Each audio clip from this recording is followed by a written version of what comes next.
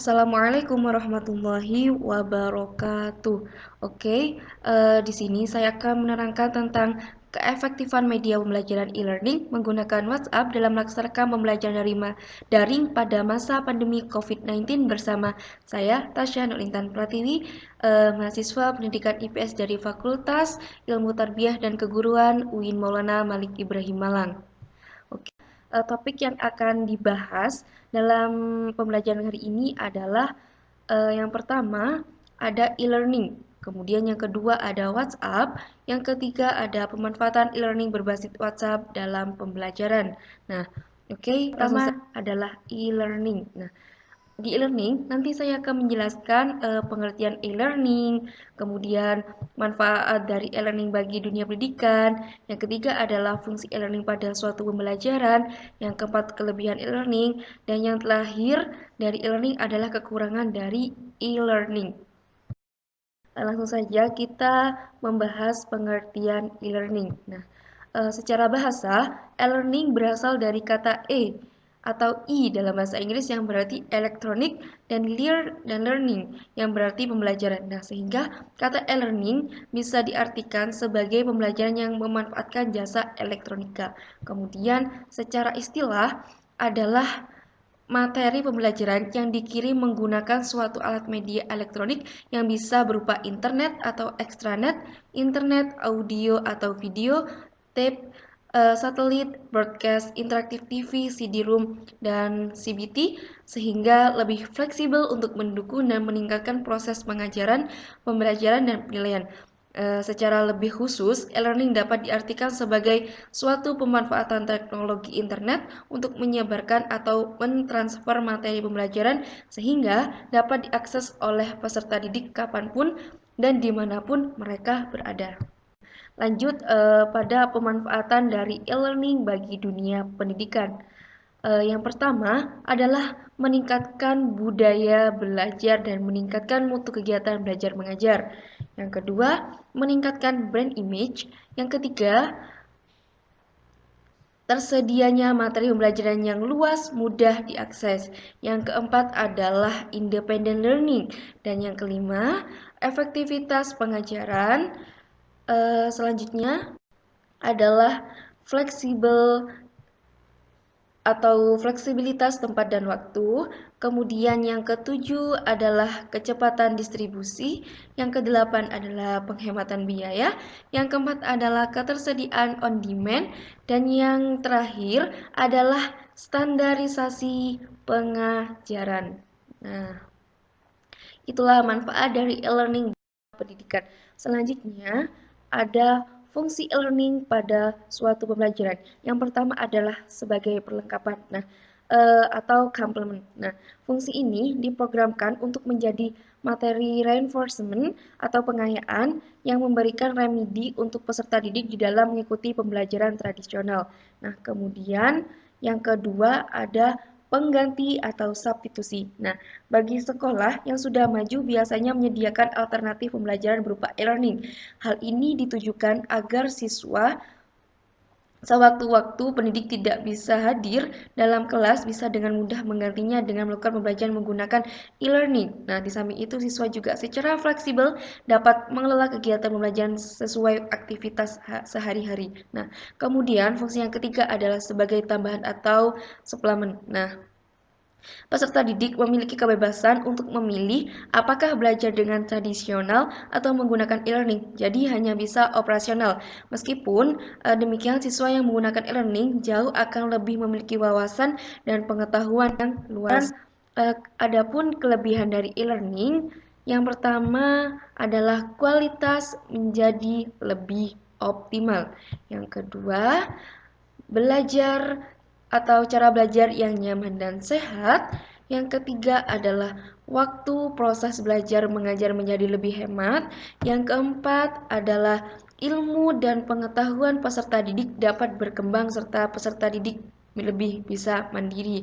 Yang kelima adalah siswa dan guru dapat dengan mudah memanfaatkan bahan ajar yang sudah tersedia melalui akses internet. Yang keenam adalah siswa bisa dengan mudah mempelajari kembali bahan ajar kapanpun sesuai dengan yang dikehendaki karena bahan ajar sudah ada di komputer. Yang ketujuh adalah dengan memanfaatkan akses internet, siswa dengan leluasa bisa memperoleh informasi materi pembelajaran yang terkait sesuai dengan yang dibutuhkan. Kemudian yang kedelapan adalah siswa yang awalnya pasif bisa berubah menjadi aktif. Selanjutnya adalah kekurangan dari e-learning itu sendiri. Yang pertama adalah proses interaksi langsung antara guru dan siswa jauh berkurang. Bahkan interaksi langsung antara siswa juga akan jarang dilakukan mengingat mereka sudah berkomunikasi menggunakan e-learning. Nah, sehingga hal ini akan dapat menghambat terbentuknya value-value dalam kegiatan belajar mengajar.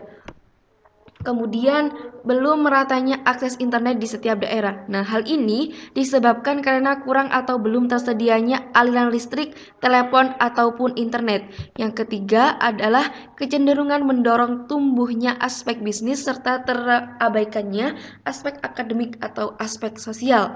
Kekurangan dari e-learning yang keempat adalah siswa yang motivasi belajarnya rendah akan cenderung gagal. Yang terakhir, kekurangannya adalah lebih cenderung ke arah pelatihan daripada ke arah pendidikan. Lanjut pada pembahasan WhatsApp. Nah, di WhatsApp ini saya akan menjelaskan pengertian WhatsApp, kemudian pengertian WhatsApp Messenger, kemudian pembelajaran yang menggunakan media WhatsApp Messenger Group. Langsung saja kita ke pengertian WhatsApp. Nah, WhatsApp merupakan sebuah alokasi yang berbasis pesan untuk smartphone dengan kemampuan yang mirip dengan BlackBerry Messenger. Nah, kemudian WhatsApp Messenger adalah sebuah aplikasi pesan lintas platform yang memudahkan kita untuk mengirim pesan tanpa adanya biaya SMS. Nah, hal ini tersebut disebabkan karena aplikasi WhatsApp Messenger menggunakan akses data internet dalam pengoperasian. Nah, lanjut pada pembelajaran yang menggunakan media WhatsApp Messenger Group. Nah, yang pertama adalah WhatsApp Messenger Group adalah aplikasi yang dapat diperoleh dengan secara gratis dan mudah. Yang kedua, WhatsApp Messenger Group memiliki beberapa fasilitas antara lain untuk mengirim komentar, tulisan, gambar, video, suara, dan dokumen. Yang ketiga, WhatsApp Messenger Group dapat digunakan untuk mempublikasikan karya atau meng-share informasi dengan cepat atau mudah. Yang keempat adalah WhatsApp Messenger Group memiliki berbagai fitur sehingga dapat dengan mudah dibuat untuk menyebarluaskan informasi dan pengetahuan.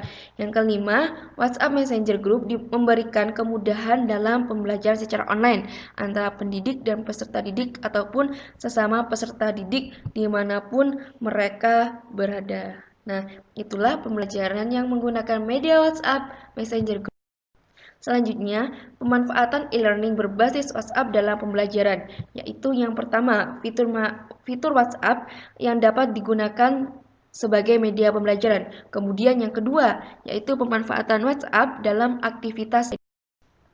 Oke, yang pertama fitur WhatsApp yang dapat digunakan sebagai media pembelajaran, yaitu yang pertama pembuatan grup chatting. Nah, pembuatan grup ini bisa dimanfaatkan pendidik dan peserta didik untuk melakukan kegiatan pembelajaran secara terbatas. Nah, yang hanya bisa diikuti oleh peserta didik yang ada dalam satu kelas tersebut. Kemudian yang kedua adalah kirim pesan. Nah, dalam WhatsApp pengiriman pesan berupa file, bisa berupa gambar, audio, video, dan lokasi, tentu saja fitur-fitur ini sangat membantu pendidik. Kemudian yang ketiga adalah video call. Nah, melalui fitur ini bisa dimanfaatkan oleh pendidik dan peserta didik untuk meng-cross-check secara langsung apakah peserta didik betul-betul mengikuti pembelajaran atau hanya sekedar mengaktifkan aplikasinya saja. Nah, kemudian yang keempat adalah WhatsApp juga memiliki fitur untuk mencari tahu seseorang dalam menerima informasi. Biasanya secara umum dibedakan menjadi 3, yakni centang 1 artinya pesan terkirim, namun WhatsApp tidak aktif. Nah, centang 2 warna abu-abu pesan terkirim dan centang 2 warna biru jika pesan telah dibaca oleh penerima pesan. Nah, sehingga dengan itu kita sebagai pendidik bisa memantau peserta didik yang benar-benar aktif atau tidak sama sekali. Kemudian ada memanfaatkan Pemanfaatan WhatsApp dalam aktivitas edukasi. Nah, yang pertama ada sebagai sarana edukatif, yang kedua sarana evaluasi, yang ketiga adalah sebagai sarana penyambung informasi, dan yang terakhir adalah sebagai sarana layanan konsultasi dan menjalin silaturahmi. Nah, yang pertama saya akan membahas tentang sebagai sarana edukasi. Nah, guru sebagai pendidik dan pengajar yang menjadikan WhatsApp sebagai sarana pengontrol sikap siswa. Nah, sikap siswa dapat dibentuk melalui komunikasi multidimensi. Siswa akan menjaga pola tutur katanya dalam komunikasi antar sesama anggota. Hal tersebut akan memunculkan tabiat yang baik, suatu kebiasaan positif hingga menjadi karakter. Terdapat unsur penting yang harus dijaga oleh seorang peserta didik agar penggunaan WhatsApp bersikap edukasi. Yang pertama, pendidik harus berperan sebagai lalu lintas agar dalam diskusi bisa berjalan dengan tertib dan lancar, maka harus ada yang mengatur jalannya diskusi. Kemudian yang kedua, pendidik sebagai teman. Artinya, guru memposisikan diri sebagai teman belajar, sehingga peserta didik merasa tajuk untuk menyampaikan pendapatnya. Kemudian yang ketiga, guru sebagai klarifikator, yaitu jika dalam diskusi terdapat peserta didik yang memiliki pemahaman yang keliru, maka guru harus segera mengklarifikasinya. Lanjut, pemanfaatan WhatsApp dalam aktivitas edukasi sebagai sarana evaluasi. Nah, sebagai sarana evaluasi ini, WhatsApp juga bisa digunakan sebagai sarana untuk mengevaluasi bagi peserta didik yang meliputi evaluasi kegiatan pembelajaran, evaluasi hasil belajar, dan evaluasi sikap peserta didik dalam proses pembelajaran jarak jauh berlangsung. Nah, aplikasi WhatsApp akan menjadi efektif digunakan sebagai sarana evaluasi dalam pendidikan jika terdapat 3 unsur, yaitu yang pertama, guru hendaknya memberi kritikan yang sifatnya membangun, bukan justru merendahkan siswa. Yang kedua, yaitu guru secara berkesinambungan memberikan motivasi terhadap hasil kinerja siswa sekalipun hasilnya belum maksimal.